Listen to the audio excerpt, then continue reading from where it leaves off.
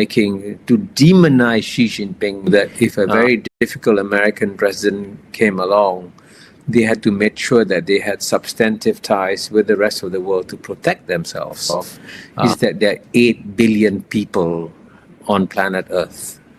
And the United States only represents 330 million people.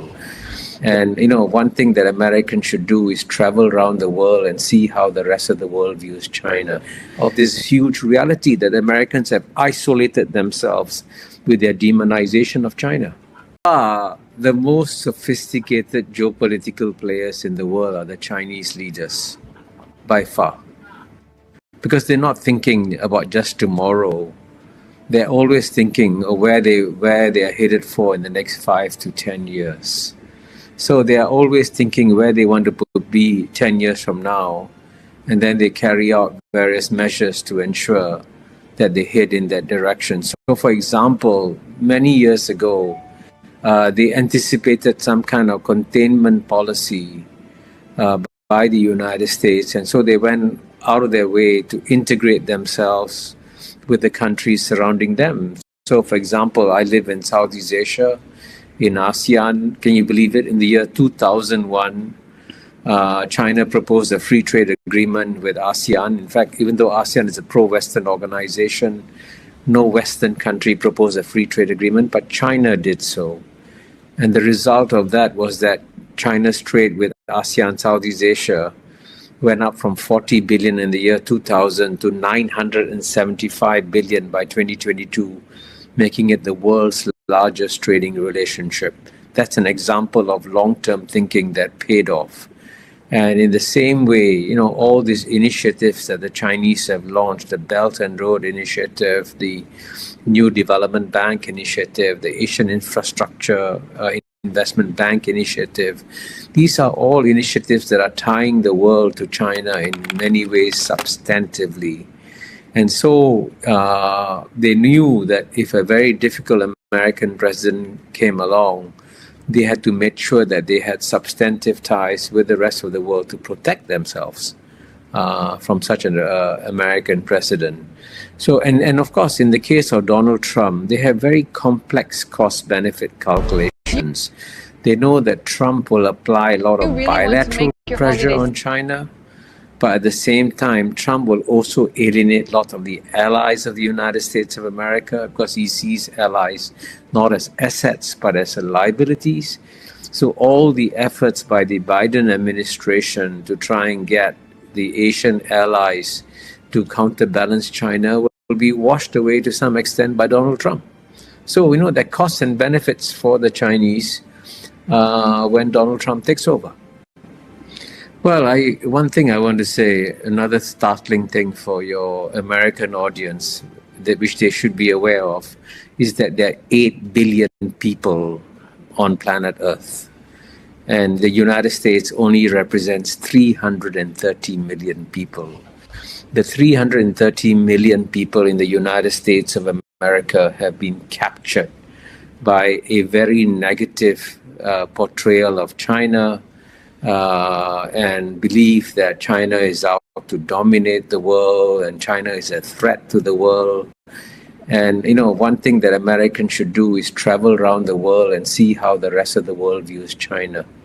And they'll be surprised to discover that almost no other country shares this incredibly negative view of China that the Americans have developed of China. And Americans have isolated themselves from the rest of the world with their characterizations of China, because if you look around the world substantively, most countries in the world are stepping up their links with China. And what about major neighbors, Japan and India? Do they have a more optimistic view of China than the United States?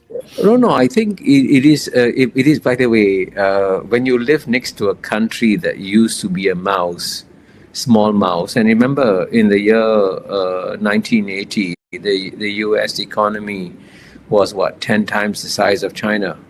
Now it's only 1.5 times bigger. So in the region, the elephant has become a mouse. So the mouse has become an elephant. And trust me, of course, every neighbor of China is concerned about China's rise. But the question is, how do you manage China's rise? And the United States has decided to demonize China and put China completely in the negative ledger. But you will find that countries, all the neighbors, including, by the way, the two countries you mentioned, Japan and India, have actually stepped up their trade links with China. And India and China, as you know, have had a very bad relationship since June 2020, but they've now tried to normalize their relations with China. So most countries in the world have normal, traditional bilateral relations with China. They're not necessarily, how do you say, pro-China, but they're certainly not anti-China. They see China as a reality that we have to live with. So the American perception of China is not shared by the vast majority of the world's population. And I'm surprised how few Americans are aware of this huge reality that Americans have isolated themselves with their demonization of China. And certainly the liberal Americans had some very unrealistic expectations of China. I mean, when they believed that if China integrated itself with the world economically, it would then become a carbon copy of American liberal democracy. Now, that was a bizarre hope because, China is the world's oldest continuous civilization. It's 4,000 years old or plus 4,000 years old. And the idea that a 4,000-year-old civilization would model its political future on a young baby, a less than 250-year-old republic called the United States of America, that was an incredibly arrogant, naive hope that Americans had about China. And of course, this arrogant, naive hope has been shattered because China would never have become a carbon copy of the United States of America. And here, if you want me to make another provocative point, it's a huge mistake that Americans are making to demonize Xi Jinping, the person, because the Xi Jinping, by the way, just so that everyone in the United States knows, is treated with great respect by most leaders in the world. When you watch him in his interactions with other leaders in the world, they realize he's one of the more competent leaders of the world.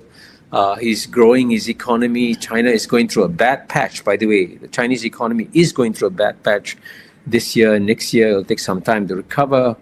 But overall, it's still going to grow by 5%. And if you look at the real economy of China, the real economy of China is investing in the industries of the future to a far greater extent than any other leading economy in the world, whether it's in electric vehicles, batteries, solar panels, batteries, everything. China's investing in the future. So I think it's better to treat China as, frankly, as a serious competitor and not demonize it either way. Thank you for making it this far. If you like this video, you might want to share it with a like-minded friend. Thank you, and as always, stay blessed.